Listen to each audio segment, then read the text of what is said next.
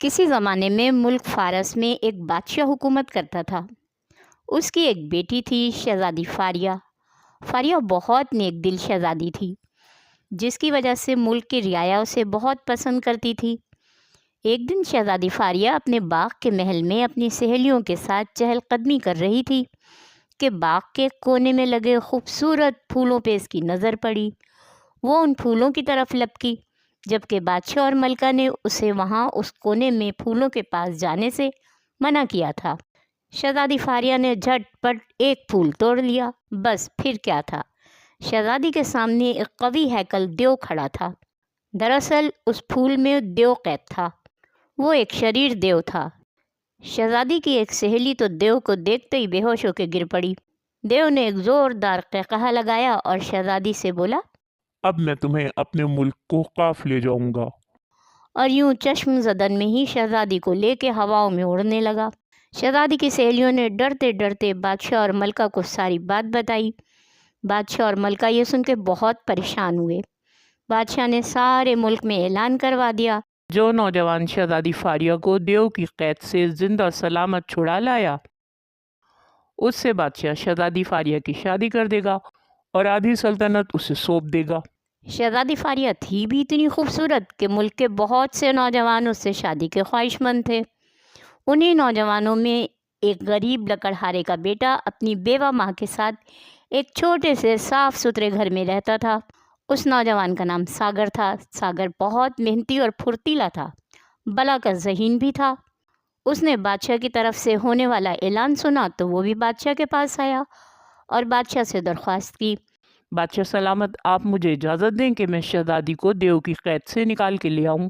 بادشاہ نے کہا، سوچ لو نوجوان، تمہاری طرح اور بھی جوان شہزادی کو دیو سے رہائی دلانے نکلے تھے اور آج تک واپس لوٹ کے نہ آئے، کیونکہ راستے میں ایک ایسا جنگل پڑتا ہے جہاں سے آوازیں آتی ہیں، اور جو ان آوازوں کی طرف واپس مڑ کے دیکھ لے وہ پتھر کا ہو جاتا ہے۔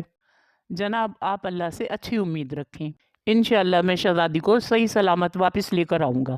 بادشاہ کو یہ حوصلہ مند نوجوان اچھا لگا۔ بادشاہ نے اسے ایک تیز رفتار گھوڑا دیا۔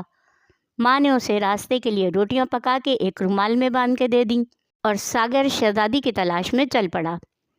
راستے میں ندیاں، گھنے جنگل، پہاڑ، بیابان، لقودق صحرا آئے اور ساگر سب کو عبور کرتا ہوا آگے بڑھتا ہی جا رہا تھا۔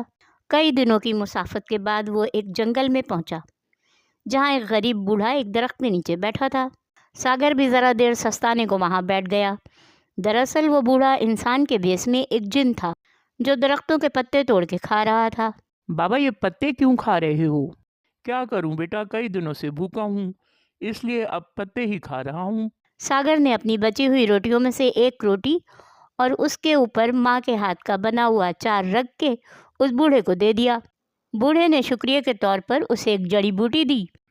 لو یہ کھا لو، اسے کھانے کے بعد تمہارے اندر ایسی تاثیر آ جائے گی کہ تم چرند پرند کی زبان سمجھنے لگو گے۔ ساگر نے وہ جڑی بوٹی اللہ کا نام لے کے کھا لی۔ وہ بوڑھا فوراً وہاں سے غائب ہو گیا۔ ساگر سمجھ گیا کہ یہ کوئی انسان نہیں تھا۔ ساگر نے آگے کی طرف اپنا سفر جاری رکھا۔ آگے جا کے اس نے دیکھا کہ ایک درخت پہ ایک کوا اور ایک چیل بیٹھے ہیں اور دونوں آپس میں باتیں کر رہے ہیں۔ اس نوجوان کو نہیں معلوم کہ اب آگے کوہقاف ہے، اور اس سے پہلے یہ جس جنگل سے گزرے گا وہاں سے اسے آوازیں سنائی دیں گی، اور اگر اس نے پیچھے مڑ کے دیکھ لیا تو پہلے کے آئے ہوئے لوگوں کی طرح یہ بھی پتھر کا ہو جائے گا۔ یہ نوجوان نہیں جانتا کہ جس درخت پہ ہم دونوں بیٹھے ہیں اس کی کھو میں ایک جادو کی چادر اور جادو کی تلوار رکھی ہے، ایسی چادر جس کے اوڑھتے ہی کوہقاف والوں کو یہ نظر نہیں آئے گا، اور تلوار ایسی کہ جس کے ایک ہی وار سے دشمن ہلاک ہو جائے گا۔ اگر یہ نوجوان اپنی بچی ہوئی روٹیوں میں سے ایک روٹی ہمیں دے دے تو یہ چادر اور تلوار لے جا سکتا ہے، کیونکہ ہم ہی پہرے پہ بیٹھے ہیں۔ ساگر نے اپنی بچی ہوئی 3 روٹیوں میں سے ایک روٹی نکالی اور چیل کوے کو دے دی۔ اس کے بعد اس نے درخت کی کھو سے چادر اور تلوار اٹھائی اور اپنے گھوڑے پہ بیٹھ کے آگے کی طرف چل دیا۔ اس نے دیکھا ایک جنگل ہے اور اس میں جگہ جگہ انسان اور گھوڑے پتھر کے بنے کھڑے ہیں۔ وہ سمجھ گیا کہ یہ آوازوں والا جنگل ہے۔ پیچھے سے اسے اپنے نام کی آوازیں سنائی دینے لگیں کہ بہت سے لوگ اس کا نام لے کے اسے پکار رہے ہیں۔ सागर सागर सागर। लेकिन सागर ने पीछे पलट के ना देखा, वरना वो भी अपने घोड़े समेत पत्थर का हो जाता। जंगल के बाद कोहकाफ की हुदूद शुरू हो गई तो उसने देखा कि सामने ही देव का महल था, जिसके दरवाजे पहरेदार खड़े हुए थे। सागर ने जादुई चादर ओढ़ ली ताकि किसी को नज़र ना आ सके और वह आराम से महल में दाखिल हो गया। हर तरफ शोर होने लगा। आदम्बू आदम्बू आदम्बू। कोहकाफ के जिन और देव इंसान की बू महसूस कर रहे थे, लेकिन वो उन्हें कहीं दिखाई ना दे रहा था। उसने खिड़की से देखा, एक कमरे में शहजादी मौजूद थी। वो सीधा कुर्सी पे बैठे देव की तरफ बढ़ा, जो सबसे अलग दिख रहा था। सागर ने तलवार निकाली और एक ही वार में देव की गर्दन उड़ा दी। जैसे ही उसने देव की गर्दन उड़ाई, उसी लम्हे माहौल एकदम बदल गया और उसने देखा कि एक मैदान है जहाँ फारिया शहजादी और सागर का घोड़ा मौजूद है, बाकी और कुछ ना था। सागर ने शहजादी को जल्दी जल्दी अपने आने का मकसद बताया। शहजादी ने उसे बताया, मेरे पास इस जादुई बोतल में पानी है जो यहाँ के एक नेक दिल जिन ने मुझे दिया था। ये पानी पत्थर के बने लोगों पे छिड़कने से वो अपनी असली हालत में वापस आ जाएंगे। और सागर ने ऐसे ही किया। वो पानी पत्थर के बने इंसानों और घोड़ों पे छिड़का तो वो सब अपनी असली हालत में आ गए। सब ने सागर का शुक्रिया अदा किया और यूं ये सब अपने वतन वापस आ गए। मुल्क भर में जश्न मनाया गया। सागर के साथ जो लोग वापस आए थे, बादशाह ने उन्हें भी इनाम इकराम से नवाजा।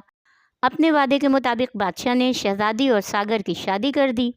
अपनी आधी सल्तनत भी सागर को दे दी और यूं सागर अपनी माँ और शहजादी के साथ शान और शौकत से रहने लगा।